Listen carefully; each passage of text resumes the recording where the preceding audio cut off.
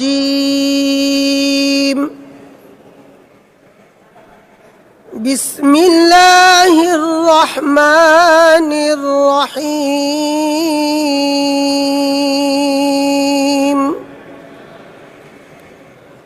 وهو الذي جعلكم خلائف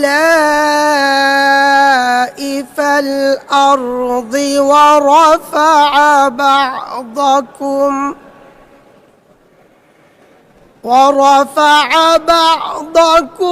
فوق بعض درجات ليبلوكم فيما آتاكم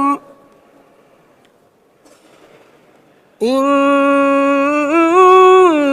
ربك سريع العقاب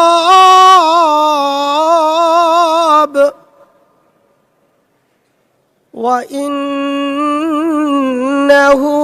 لغفور رحيم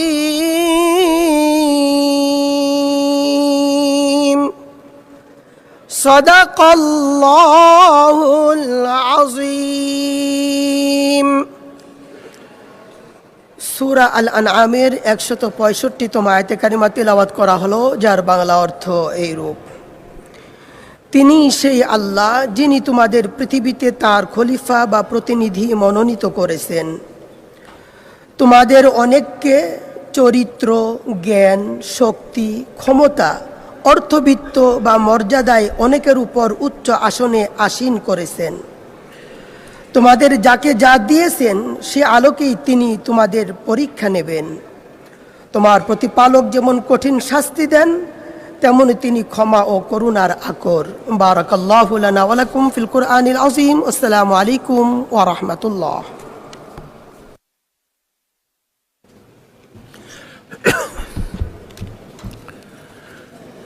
বিসমিল্লাহির রহমানির রহিম। মাননীয় সদস্যবৃন্দ, আসসালামু আলাইকুম ওয়া রাহমাতুল্লাহ।